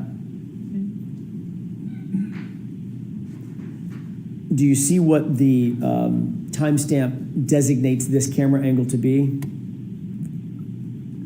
It appears to be church side. And I can't read the third word there. Exterior? Oh, yes, exterior. Sally Port. Okay, and if you could tell the jurors what you see in terms of the time and date. The time is 1:27:43 a.m. and the date is 1/29/2022. Thank you. Mr. Wolk, if you could play that with the court's permission. Okay.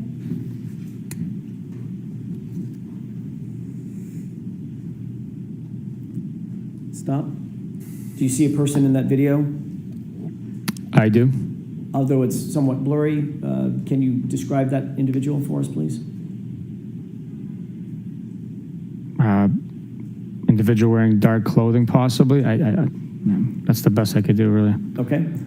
Does it appear, given what you've seen in terms of the time of the main side, cruiser side, and now this exterior church side, does that appear to be the same person moving through on the outside of Kenton PD? It does, yes. Okay. And what are we looking at here, by the way? What is this door he's about to walk into? I'd be guessing. I was never present on that side of the Sally Port. Understood. I don't know. Let's go ahead and play this.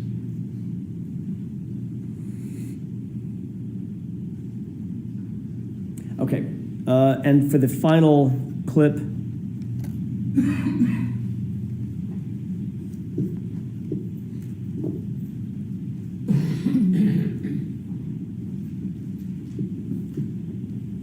if we could go down to the timestamp and date.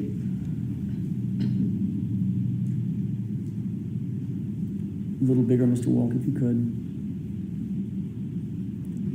Can you see what that is designated as that camera angle? Yes, it says first floor corridor, and the time is 1:28:03 a.m. on the 29th of January, 2022. Okay. Is this the corridor version or video that you did have some recollection of? Yes, this is, yes. Okay, if we can go ahead and play this.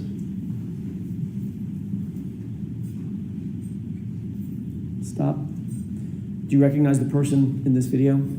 It appears to be Mr. Brian Higgins. Okay, and what is he wearing? Describe it for the jurors. Black sweatshirt with some sort of logo on the front. Appears to be blue jeans and shoes with a white trim. And is the hood up or down on the sweatshirt? It's up. Okay, let's go ahead and play this.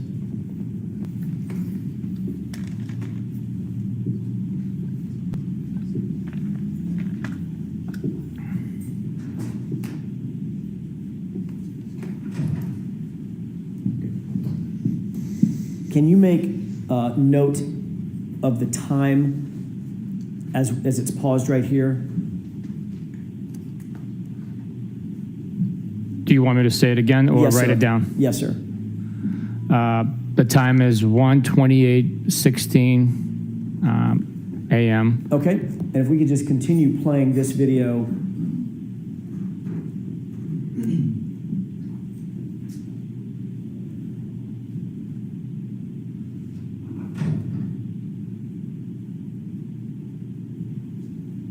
It is playing.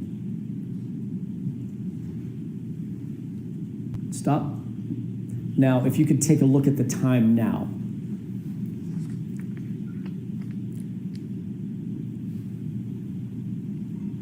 Okay, what's that time? 1:29:42 Okay. a.m. And if we could go ahead and go forward.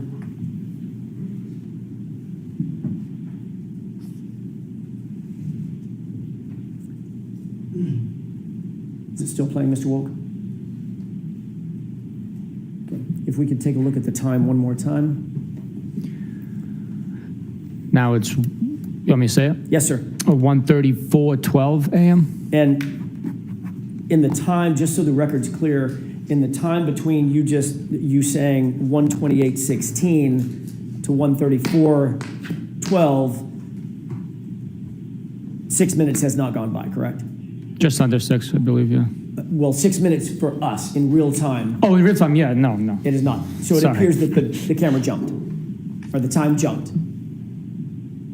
The time difference from what was displayed is approximately 6 minutes, yes. Okay, which is much further than, much longer than the time we've actually been looking at the video, correct? That's correct, yes. Okay, so it appears that it may be motion activated and it just jumped. That's a possibility, yes. Okay, yes. let's go ahead and continue playing this. And stop. Do you see someone in the screen now? Yes. And one more time, I know this is laborious, one more time if we could clock the time.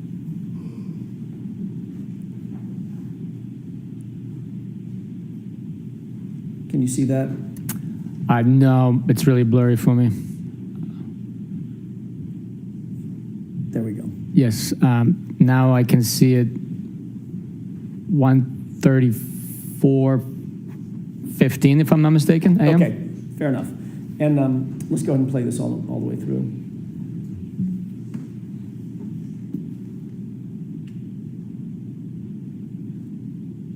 Okay. Who did that appear to be walking away from the camera in this shot? I'm not certain. I would be suspecting or guessing if I gave you an answer, but I'm not certain who that is. As best you can determine, does he have the same stature? I know you can't see his face. Same stature, same clothing, jeans, shoes with white stripe around it, dark hooded sweatshirt. Does he appear to be the same person as Brian Higgins? It does appear that way, yes. Okay. Is that it? Okay. There's one more clip that I'd ask you to look at on this same GG device.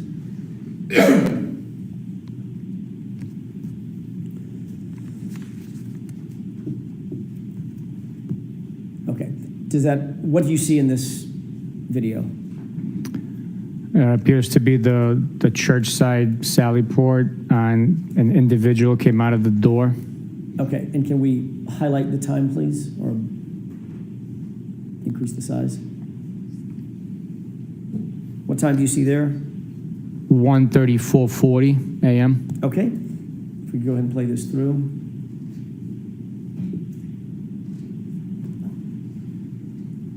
Pause. Does it appear from this video that the person has anything in his hand? I'm sorry, can you play that again? I wasn't looking at the hand, but Sure.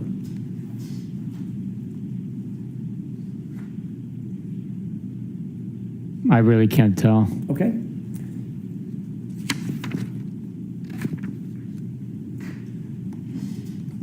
There should be another video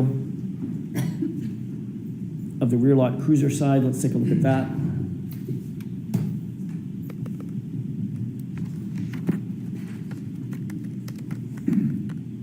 Pause. What do you see in that video? It appears to be an individual wearing a black beanie hat, black dark colored sweatshirt with some design on it, and something illuminating by his face. Can we enhance the time, please? What time is that? It says 1:34 and 53 seconds in the morning, a.m. And if you could move the screen over to the individual. Mr. Wolk. Does that appear to be the same person? It could possibly be, yeah. And does it appear as something in his hands up to his face, the right side of his face or ear? Yes. What do you think that is? It's consistent with a cellular device, possibly a phone or a tablet. Okay. If we could move on, please. Play that through.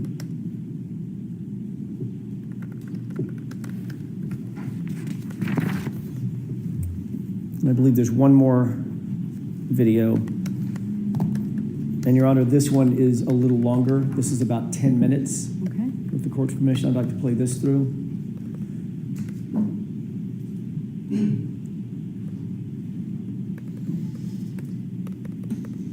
Okay, stop. Do you see a person in the video walking from screen right to screen left? Yes. Did that person appear to have something in his right hand? I can't tell. I can't see his right hand. Okay. When he first walked into the screen, could you tell? I couldn't, no, I'm sorry. Mr. Wolk, could we back that up with the court's permission about 2 seconds? Stop. Did it appear as something in his hand? It's a possibility, yes. Okay. And just for, I'm going to ask you for 2 times when we start and when we stop. What's the time on this video at this point when he walks into frame? 1:35 and 8 seconds in the morning, a.m. Okay. And let's go ahead and play this through.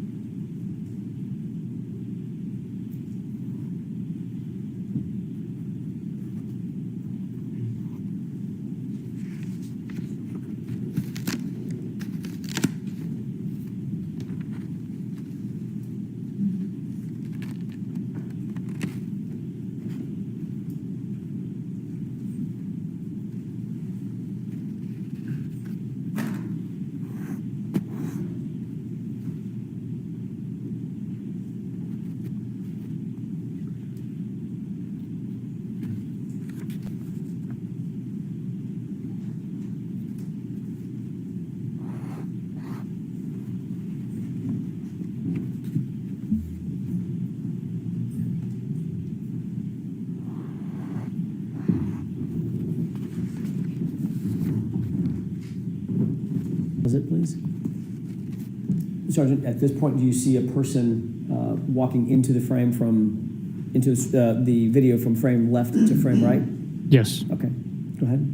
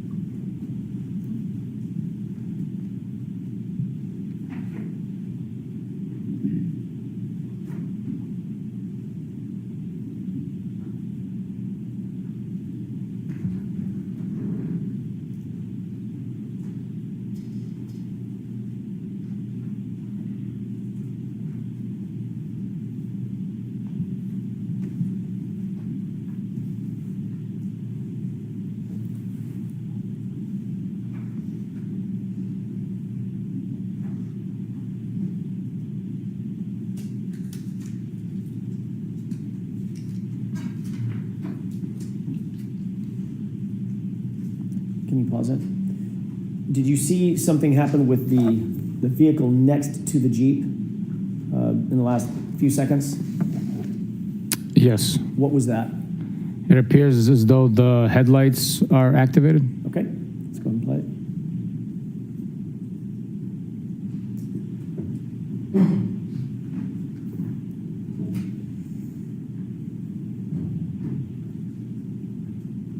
Okay, pause it. You see a person that is walking from screen right to screen left in the middle of the screen? Yes, he just, or she just appears to have closed the door on that vehicle next to the plow. Okay. And walking toward which vehicle? The one on the furthest on the left. Okay. From what you've seen, Sergeant, that you said he or she, does that person appear to be consistent with the video that we've seen in other particulars of Brian Higgins? As far as I could tell from here, the individual accessed Brian Higgins' vehicle, so I'd be speculating with the whiteout conditions or near whiteout conditions. It's tough to tell. But no reason to believe that it's anybody other than Brian Higgins accessing Brian Higgins' vehicle? No. Okay. No. Let's go ahead and play it.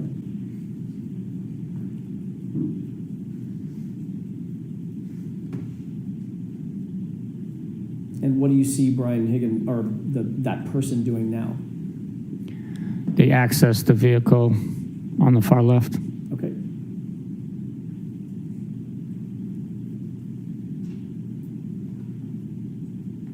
And where's that person going? Now they're accessing the Jeep Wrangler.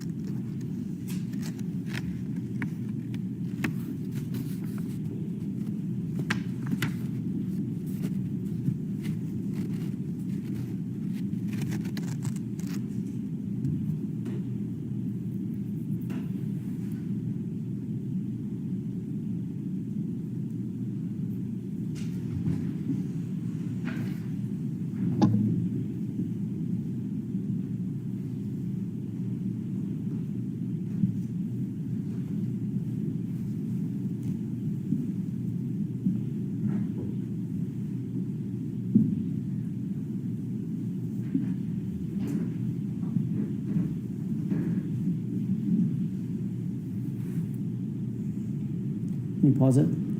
Where does that individual appear to be now in the video?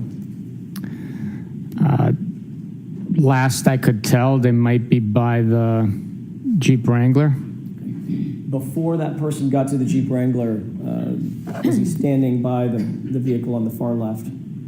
SUV or truck?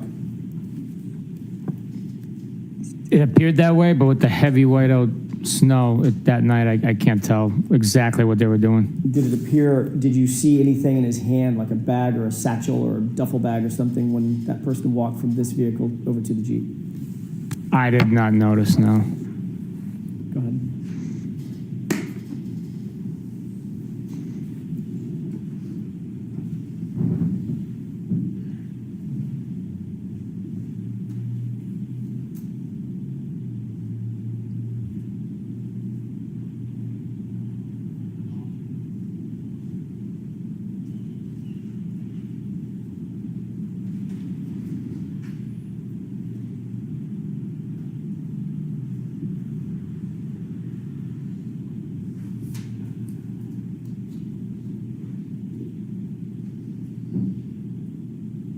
Now, has that person walked off screen to the left? Yes, sir. Okay.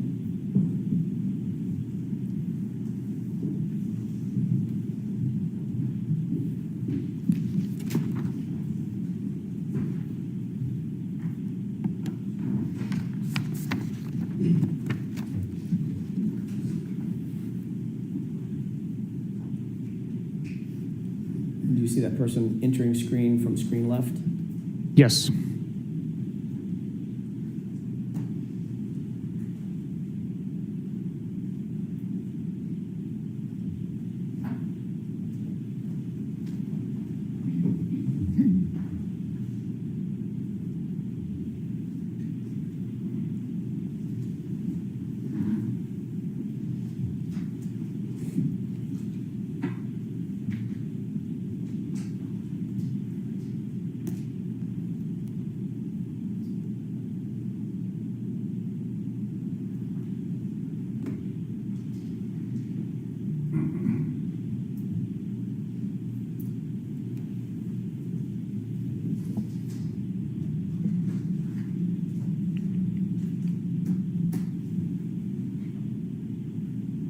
What did you see the person do? They were carrying possibly like a snow broom, walking from left to right.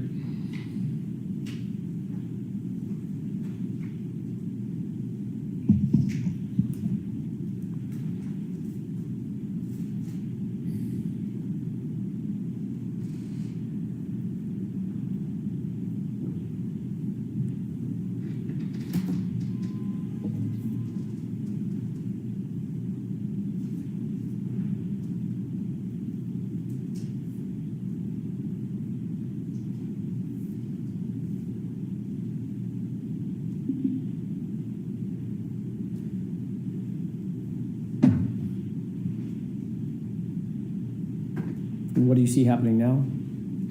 The Jeep Wrangler's leaving the spot it was parked in. Okay.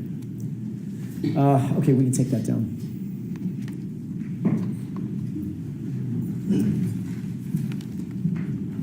Oh, I'm sorry. I failed to ask you the time. I promised I would do it, and I forgot again. Can we look at the time real quick? Yes, the time for the rear lot main side is 1:45:52. And it appears that's the approximate time that the Jeep Wrangler drove off? Approximately, yes. Okay, thank you.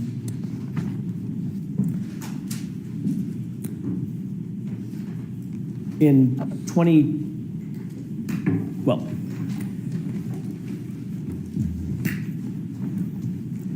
are you friends with Brian Higgins? I am not. Do you know Brian Higgins? I know who he is, yes. Have you ever socialized with Brian Higgins?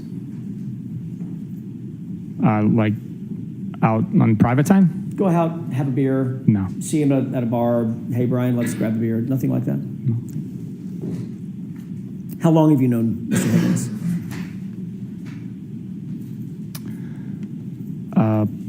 I'd be speculating. It's before this case. He was a law enforcement individual that worked in the area, so I've had cases where he assisted on and that I've assisted on. Would you consider yourself to have a professional relationship with him? I knew who he was, so yes, I would consider it a professional relationship. But you would not consider your relationship to have gone over to the personal relationship? You don't Not at all. socialize, do any No. private No. get-togethers? No. Okay.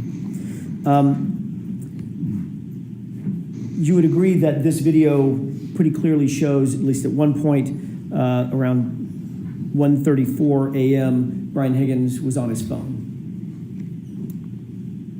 Is that the one that he has the device by his face? Correct. It appears that way, yes. And just to be clear, when you interviewed Mr. Higgins, he did not volunteer to give you his phone, correct? He did not volunteer, no. And you didn't seek his phone through a warrant or any other mechanism? I did not know.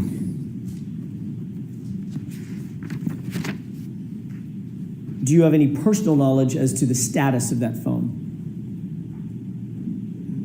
as we sit here today? The one that he got the extractions from? Correct. No idea, no.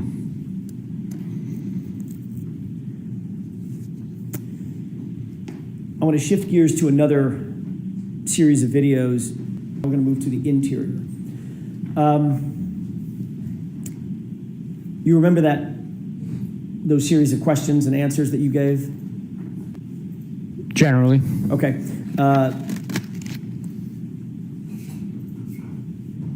You were asked at another proceeding to describe when the SUV, Ms. Reed's SUV, first arrived at the Sallyport garage around 5:30 or so, correct? Based on my recollection of it first arriving or what we were viewing? No, what you were viewing. I'm objecting to this. Ask it differently, Mr. Jackson. Do you remember being asked a series of questions concerning the arrival of the SUV, just in general? I remember that it happened. I don't remember the exact questions, what my answers were. And you remember seeing a video about which you were asked questions concerning the arrival of that SUV, pulling into the Sallyport, who was who, what the time frame was generally. Do you remember that colloquy, that discussion? I remember it taking place, yes. That was Mr. Lally asking you questions, correct? I believe so. Under questioning by the Commonwealth, you were asked whether the video that you were looking at fairly and accurately represented the SUV arriving at the Sallyport garage, correct? Yes. And you indicated, in fact, it did fairly and accurately depict the arrival of the SUV at the Sallyport garage. Is that right? That's correct.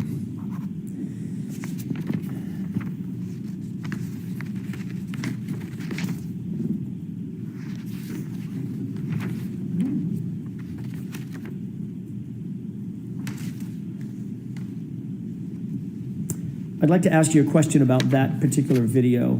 The other day.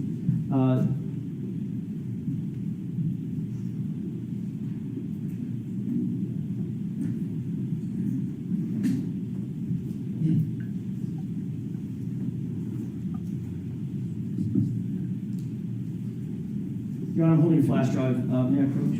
Yes.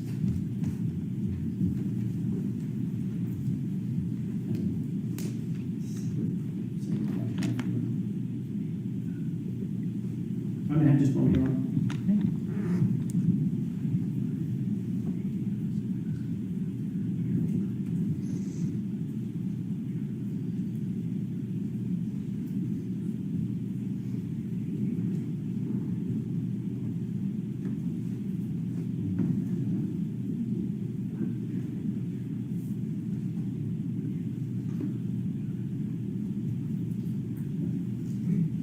May I have a moment to consult with counsel?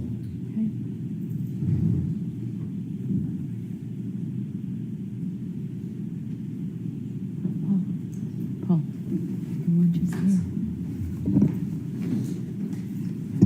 Jerry, you know what? Let's take the luncheon break. Thank you, Your Honor. Sure, right this way. We'll give you have a fabulous lunch. I'm going to sign off for lunch today so I can grab something to eat. I need to go to the store, and I will be back at 12:40 p.m. So look for the link. I'll see you soon. Have a great